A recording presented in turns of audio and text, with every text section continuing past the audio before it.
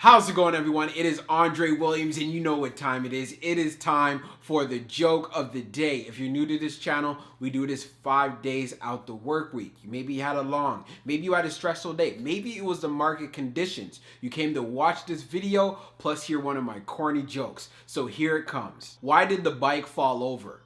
It was too tired. Get it? 2 tires on a bike, too tired. And the stock we're going to be talking about today is CTRM, Castor Maritime. So what is the agenda? So the agenda today, we're going to be doing the technical analysis. It's important that you know where to support and the resistance areas, as well as looking at the long-term trend and as well as your short-term trend. This will be great for anyone that might be doing any short-term trades or doing any swing trades. Anyone who's going long-term with CTRM, maybe you might be thinking about bringing down your cost average, or maybe you might be thinking about averaging up. So watching these particular parts in the video in regards to technical analysis will help you with that. Then secondly, we're going to be going over the institutional ownership as well as the short interest. This is valuable, especially for anyone who's either short-term or medium-term on CTRM, and also give us an update in regards to the short squeeze potential. And then for the third part, we're also going to be going over the press release. So what came out recently? It came out yesterday, and it's an update, of course, about their fleet. So let's get into those videos, and I'll give you guys my final thoughts afterwards. So we're on the press release section for Castor Maritime, and we're going to take a look at the most recent news that came in. So this is on April the 14th.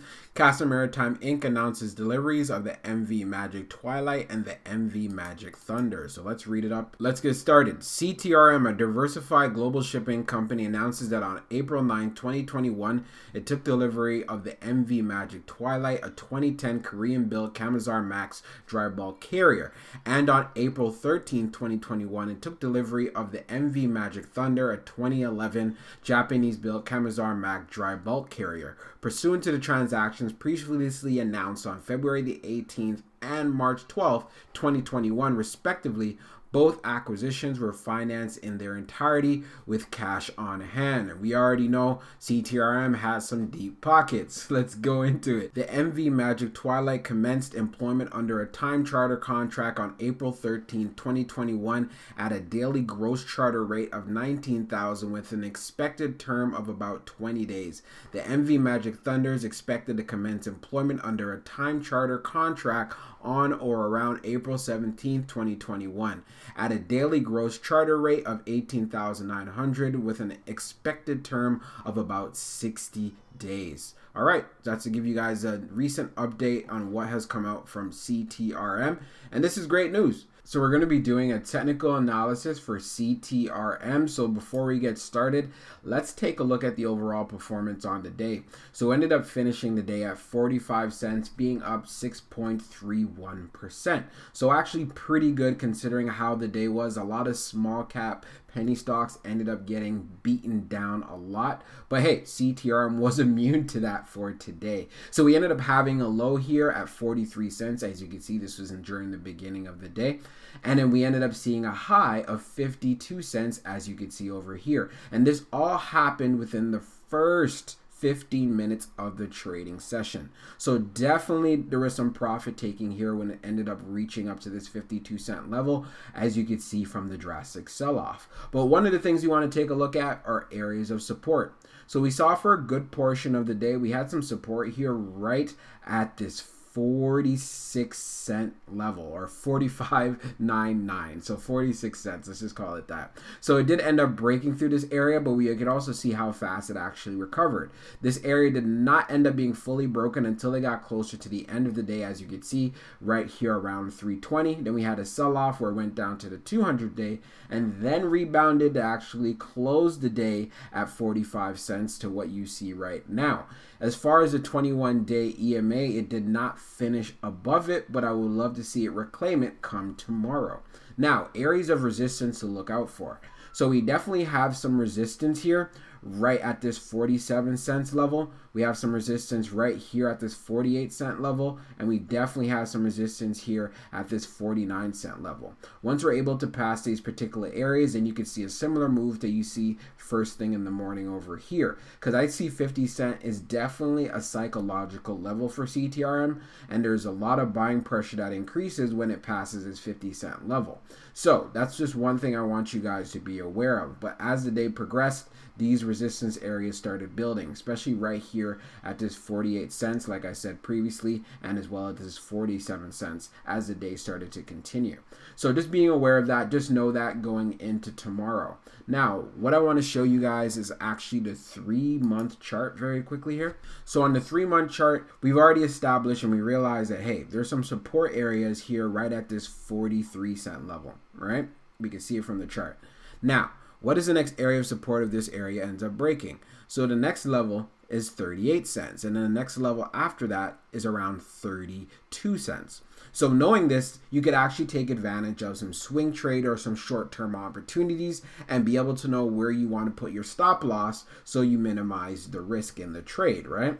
So by doing this, you have the opportunity to take advantage of some potential movements that might happen in CTRM just in case we end up seeing a rally. But here's the thing.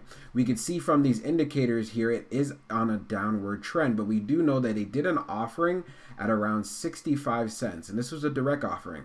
And the fact that, hey, it's below the 100-day and it's also below the 200-day, we definitely want to see CTRM reclaim that 100-day. And the good thing about it, that 100-day is right at 60 cents. That's why part of the reasons I was saying that 50-cent area is a psychological level. With a lot of momentum, a lot of buying pressure, getting to 50, it can get to 55 and then challenge 60. And I know if it hits 60, it could definitely make that move to around 63, 62, 63. And if it gets to 65, you already know what's going to happen here. You can see that we have a gap, right? We have this gap here. So with that momentum, we could definitely see a strong move getting just under 70 cents. But again, this is going to be dependent on the market conditions and as well as the buying behavior that is in the stock.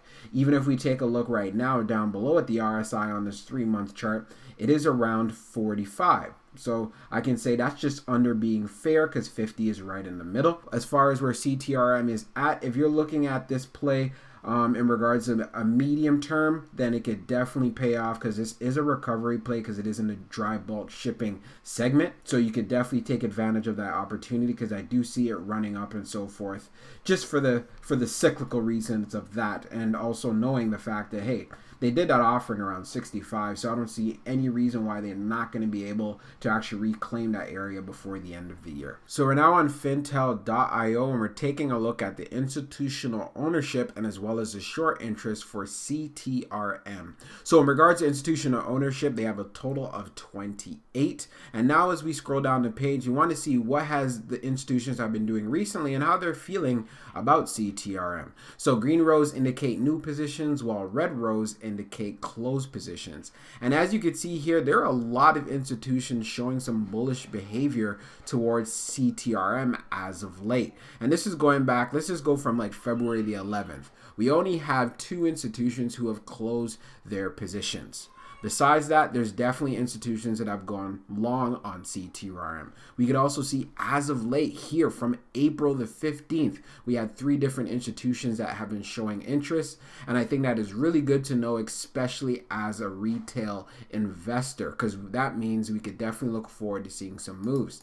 Now, if we take a look at the short interest here, the short volume ratio is at 39%. So we know on this channel, when it is above 21%, then that's fairly high, right?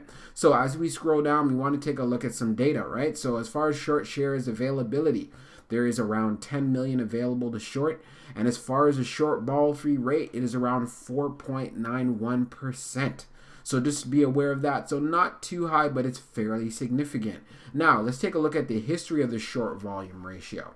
So we've seen in the past that it's been as high as 42.61% back on April the 9th. A lot of this also has to do with the fact of the conditions that we currently have in the market and the kind of the ringer that penny stocks have been going through. So this 42% area on April the 9th and then seeing 42 over here on April the 1st are no shockers, and even being where it's at right now, it's really not surprising because, like I said, penny stocks are really getting beaten down. But I do see that there is some short squeeze potential in CTRM. So part of the reasons why I was saying about those key levels around 50 cent, it's definitely a psychological level. So there's a lot of momentum getting past that 50 cent area. It could definitely get to 60s and to 70s fairly quickly due to the fact that the short volume ratio is fairly high. And to give you an idea, so in regards to market volume, and this is actually looking at from the day before, so on the 14th, you see a total of 99 million. So 99 million shares being traded. That was the volume.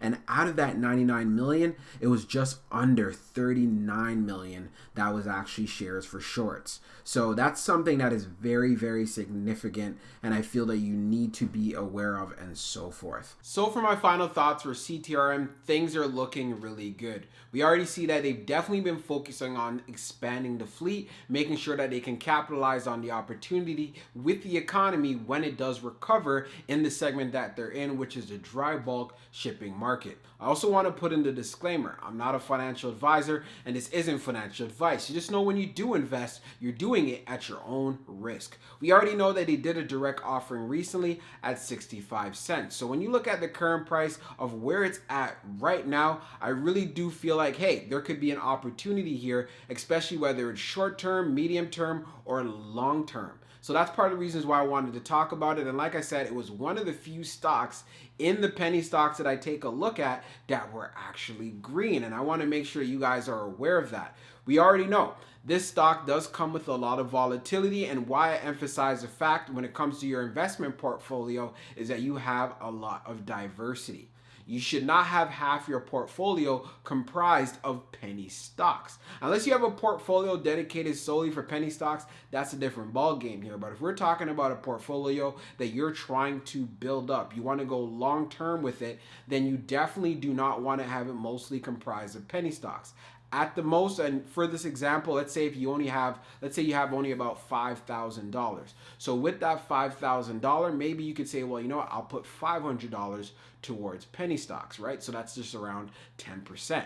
So that makes sure that you limit your exposure, and also the remaining of that portfolio that you have, you could look at growth stocks, value stocks, dividend stocks, and so forth. I just want you guys to make sure you have that balance and you're aware of that, and it also provides your portfolio with a lot more stability.